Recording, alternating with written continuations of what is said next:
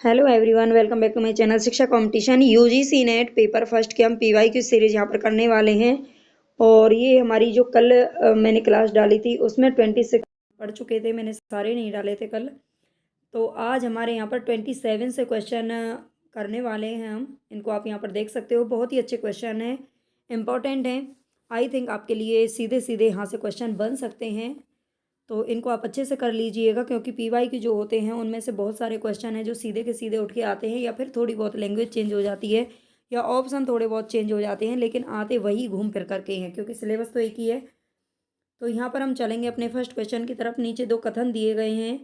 भारत जैसे देश में उच्च शिक्षा का वित्त पोषण संसाधनों की उपलब्धता और अन्य वित्तीय निहितार्थों पर निर्भर करता है। ये कह रहा है कि भारत जैसा जो देश है उसमें उच्च शिक्षा का, हायर एजुकेशन अगर लेनी है तो उसका वित्त पोषण संसाधनों की उपलब्धता और अन्य वित्तीय निहितार्थों पर निर्भर करता है। राष्ट्रीय शिक्षा नीति 2020 के अनुसार उच्चतर शिक्षा का निधियन एवं वित्तीयन भारत के उच्चतर शिक्षा आयोग के द्वितीय अंगक अर्थात उच्च शिक्षा अनुदान परिषद द्वारा किया जाएगा। ठीक है, तो ये दो कथन दे रखे हैं, हमें बताना है कौन सा सही है और कौन सा गलत है। तो सीधी सी बात है, यहाँ पर देखो, जो कथन फर्स्ट है वो बिल्कुल सही है, लेकिन जो दूसरा कथन है वो सही नहीं है। ठीक है, जो राष्ट्रीय शिक्षा नीति है 2020 उसके अनुसार उच्चतर शिक्षा यानी कि हायर एजुकेशन का निधियन एवं वित्तीयन भारत के उच्चतर शिक्षा आयोग के द्वितीय अंगक या उच्च शिक्षा अनुदान परिषद द्वारा किया जाएगा। ऐसा कुछ भी 2020 के अनुसार अंदर मेंशन नहीं किया गया है, तो इसमें पहला वाला बिल्कुल सही है। तो हमारा सी ऑप्शन यहाँ पर करेक्ट हो जाएगा। कथन फर्स्ट सही है, लेकिन जो कथन सेकंड है वो हमारा गलत है। नेक्स्ट क्वेश्चन है यहाँ पर, किसी प्रकाशित शोध आलेख के संदर्भ में डीओआई का विस्तृत रूप क्या है। डीओआई की फुल फॉर्म हमें यहाँ पर बतानी है। Data object integration digital object identifier. बिल्कुल यही हमारा बी ऑप्शन है यहाँ पर करेक्ट है। डिजिटल ऑब्जेक्ट आइडेंटिफायर ये डीओआई की फुल फॉर्म है। ये फुल फॉर्म आप एक बार जो शॉर्ट फॉर्म दे रखी हैं उनको जरूर देख लेना। यूनिट 8 के अंदर है, ठीक है, सूचना एवं संचार प्रौद्योगिकी के अंदर। वैसे मैंने सारे जो थ्योरी क्लास हैं वो एकदम शॉर्ट नोट में कराए हैं। अभी आपके पेपर में अगर टाइम है तो आप एक बार फटाफट से उनका रिवीजन कर लीजिए। थ्योरी क्लास भी है, टेलीग्राम चैनल की लिंक है, मैं इसके कमेंट बॉक्स में डाल दूँगी, वहाँ पीडीएफ मिल जाएगी। इसके अलावा पीवाईक्यू हमारे चल ही रहे हैं और यूनिट वाइज भी हमने एमसीक्यू कर लिए हैं। आप करना चाहें तो कर सकते हैं। निम्नलिखित में से कौन सा मुक्त विश्वविद्यालय राष्ट्रीय शिक्षा नीति 1986 के अनुसार स्थापित किया गया था। तो कौन सा मुक्त विश्वविद्यालय है जो राष्ट्रीय शिक्षा नीति 1986 के अनुसार स्थापित किया गया था। तो ये है इंदिरा गांधी राष्ट्रीय मुक्त विश्वविद्यालय दिल्ली के अंदर। ठीक है, जो दिल्ली वाला इंदिरा गांधी राष्ट्रीय मुक्त विश्वविद्यालय, इसको स्थापित किया गया था। निम्नलिखित में से कौन से कथन इस तरह से संबद्ध है कि वे दोनों सत्य नहीं हो सकते और ना ही दोनों असत्य हो सकते हैं। ना तो दोनों सत्य हो सकते हैं और ना ही दोनों असत्य हो सकते हैं। इस टाइप के क्वेश्चन जरूर आपसे पूछे जाएंगे, हर पेपर के अंदर आएंगे, इनको जरूर अच्छे से कर लेना। ये कह रहा है, पहला वाला हमारा ऑप्शन कह रहा है कि सभी स्तनपायी कशेरुकी हैं। ये स्तनपायी हैं और सभी स्तनपायी हैं जो कशेरुकी हैं। कुछ स्तनपायी कशेरुकी हैं। बी वाला हमारा कह रहा है कि कुछ स्तनपायी हैं जो कशेरुकी हैं। ठीक है, कुछ हैं कुछ नहीं हैं। और सी वाला कह रहा है कि कुछ स्तनपायी कशेरुकी नहीं है। कुछ स्तनपायी कशेरुकी नहीं है, यानी कि कुछ सी वाला क्या कह रहा है, कुछ स्तनपायी कशेरुकी नहीं है, यानी कि बी और सी तो बिल्कुल क्या हो गए, दोनों सही हो गए, है ना। या तो दोनों सही हैं या दोनों गलत हैं। यही हमारा गलत हो गया, ये तो हमारा है ही नहीं। कोई भी स्तनपायी कशेरुकी नहीं है। डी वाला कह रहा है कि कोई भी स्तनपायी कशेरुकी नहीं है। तो देखो इसमें ये तो हमारे क्या हो सकते हैं, बी और डी, इसमें क्या हो सकता है, सही हो सकता है। ठीक है, बी और डी इसका ऑप्शन है जो सही है, क्योंकि कुछ स्तनपायी कशेरुकी हैं और कोई भी स्तनपायी कशेरुकी नहीं है। ये दोनों क्या है, एक दूसरे के अपोजिट बोल रहे हैं। ठीक है, ये हैं और ये नहीं बोल रहा है। सी वाले में हमें नहीं दे रखा है, तो इसलिए ये इसके पूरी तरह से ये गलत या सही नहीं हो सकता है। तो बी और डी यहाँ पर ऑप्शन हमारा सही हो जाएगा, बी। इस टाइप का क्वेश्चन आपको जरूर देखने को मिलेंगे, इनको एक बार अच्छे से रिवाइज कर लेना। राजनीतिक स्थिरता आर्थिक प्रगति के लिए अपरिहार्य है, क्योंकि आर्थिक प्रगति केवल राजनीतिक स्थिरता के साधनों से ही प्राप्त की जा सकती है। इस कथन में कौन सा अनाकारिक तर्क दोष है। यहाँ पर क्या दे रखा है हमें, राजनीतिक स्थिरता आर्थिक प्रगति के लिए अपरिहार्य है, क्योंकि आर्थिक प्रगति केवल राजनीतिक स्थिरता के साधनों से ही प्राप्त की जा सकती है। इस कथन में कौन सा अनाकारिक तर्क दोष है? फिसलन युक्त ढलान, भ्रामक संकेत, रेड एरिंग, अविचारित सामान्यकरण या आत्माश्रय दोष। तो इसके अंदर है बेगिंग द क्वेश्चन, यानी कि आत्माश्रय दोष हमारा डी ऑप्शन राइट है। नीचे दो कथन दिए गए हैं, इनको बताना है। संप्रेषण लोगों के सांस्कृतिक आचरण को प्रदर्शित नहीं कर सकता है ना। ये क्या बात हुई, ये क्या कह रहा है कि संप्रेषण जो होता है लोगों के सांस्कृतिक आचरण को प्रदर्शित नहीं कर सकता है। ठीक है, इसमें क्या दे रखा है, नहीं कर सकता है। तो ये तो वैसे ही रॉन्ग हो गया, देखो देखने से ही समझ में आ रहा है। और दूसरा कह रहा है कि संप्रेषण सामाजिक जीवन के निर्माण के लिए एक अंतर्भूत प्रथा है। बिल्कुल सही बात है, सामाजिक जीवन के निर्माण के लिए हमारा एक दूसरे के साथ कम्युनिकेशन करना बहुत ही ज़रूरी है। तो ये हमारा सेकंड सही है और फर्स्ट गलत है, इसका मतलब हमारा डी ऑप्शन यहाँ पर राइट हो जाएगा। अगर आपको क्लास पसंद आए तो प्लीज़ चैनल को लाइक और सब्सक्राइब शेयर करना मत भूलना। जिन विद्यार्थियों ने टाइपराइटर पर टंकन करना सीखा है, जब वे इस कौशल का अंतरण कंप्यूटर कीबोर्ड पर टंकन करने के लिए करते हैं तो ये किस प्रकार के अधिगम का उदाहरण है? जिन विद्यार्थियों ने, मान लीजिए किसी बच्चे ने टाइपराइटर पर टाइप करना सीखा है, टंकन का मतलब होता है टाइप करना उसने सीखा है, और जब वे इस कौशल का अंतरण मतलब कंप्यूटर की कीबोर्ड उनको दे दी जाए तो उस पर भी वो टंकन करने के लिए उसी कौशल का प्रयोग करते हैं। तो ये किस प्रकार का अधिगम है? निकट अंतरण, नियर ट्रांसफर।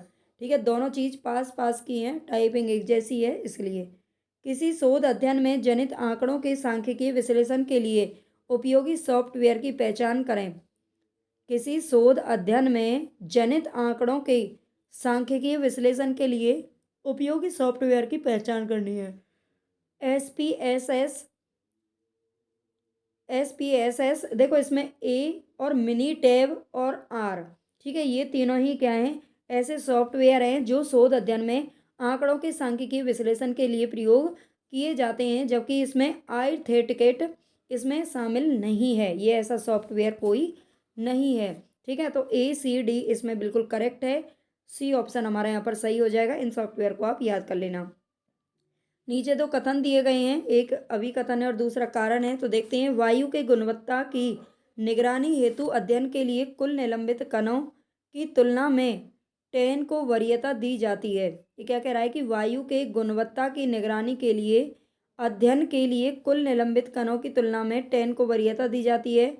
आगे है 10 माइक्रोन से बड़े कण विविक्त वायु प्रदूषण के संभावित स्वास्थ्य प्रभावों के बेहतर सूचक हैं। तो हमें बताना है ये सही है या गलत है। तो देखो इसमें जो सी है वो हमारा ऑप्शन सही है, ए सही है, लेकिन इसमें आर सही नहीं है। ठीक है, ए इसमें करेक्ट है लेकिन आर सही नहीं है। वायु के गुणवत्ता की निगरानी के लिए अध्ययन के लिए कुल निलंबित कणों TSP की तुलना में PM10 को वरीयता दी जाती है, ये हमारा सही है।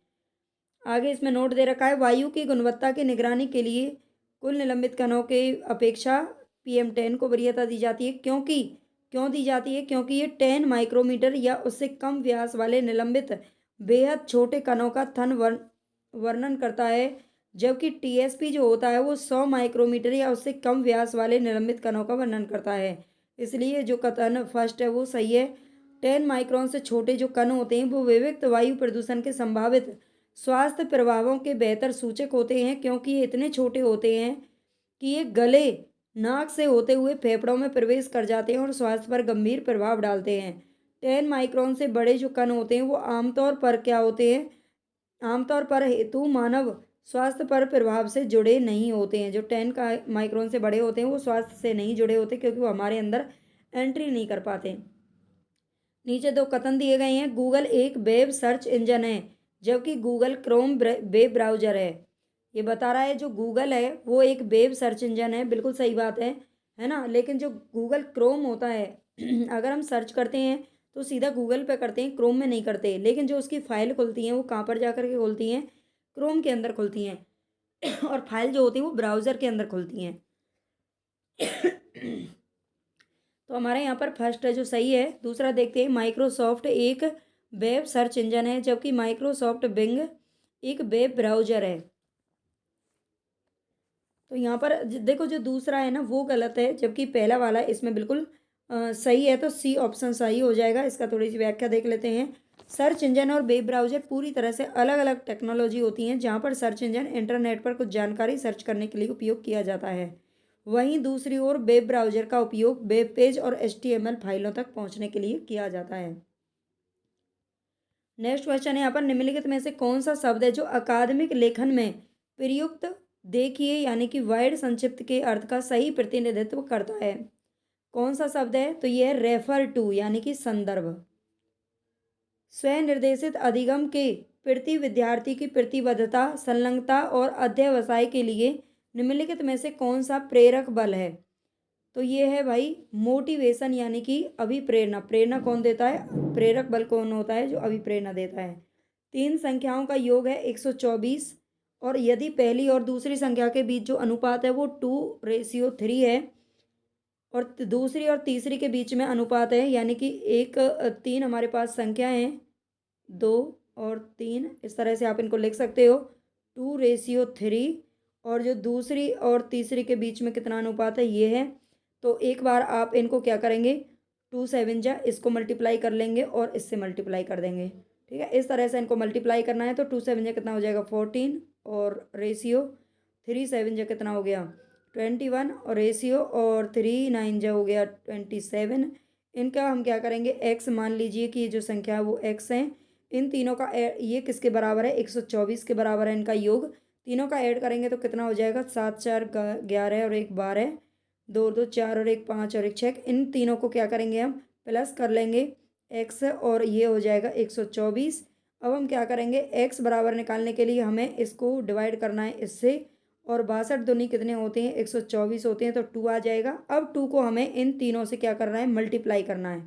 ठीक है, तो 14 दूना कितना हो जाएगा 28, और 21 दूनी कितना हो जाएगा 42, और 27 दूनी कितना हो जाएगा 54। यानी कि जो हमें तीसरी संख्या पूछी है ना, तीसरी संख्या यहाँ पे पूछ रहा है, तो 54 हो जाएगी। ठीक है, इस तरह से रेशियो वाले हैं जो क्वेश्चन आप कर सकते हो। नेक्स्ट क्वेश्चन है यहाँ पर, सूची फर्स्ट के साथ सूची सेकंड का मिलान करना है। सैडलर आयोग, हार्टोंग समिति, राधा कृष्णन आयोग, यशपाल समिति। तो यूजीसी और AICTE का कार्यक्रम ये कौन संभालता है? AICTE का कार्यक्रम तो ये होता है, एक मिनट, सैडलर आयोग जो है ये कोलकाता विश्वविद्यालय का कार्यकरण करता है। ठीक है, सैडलर आयोग किससे संबंधित है? तो यहाँ पे आप मिला सकते हो, ये यहाँ पे दे रखा है ना। सैडलर आयोग कोलकाता विश्वविद्यालय का कार्यकरण करता है। हार्टोंग समिति की बात करें तो 3 है इसका। भारत में शिक्षा पर व्यापक रिपोर्ट किसने दी थी? तो ये हार्टोंग समिति ने दी थी। राधा कृष्णन आयोग भारत में विश्वविद्यालय आयोग जो कि 1948-49 के अंदर बना था। यशपाल समिति यूजीसी और AICTE का कार्यक्रम इसने पेश किया था।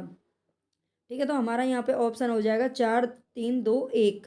ठीक है, एक बार और आप इनको पढ़ लेना। अगर इनकी बात करें, सैडलर आयोग की जो स्थापना है, मतलब ये कब बना था? तो ये बना था 1917 ईस्वी।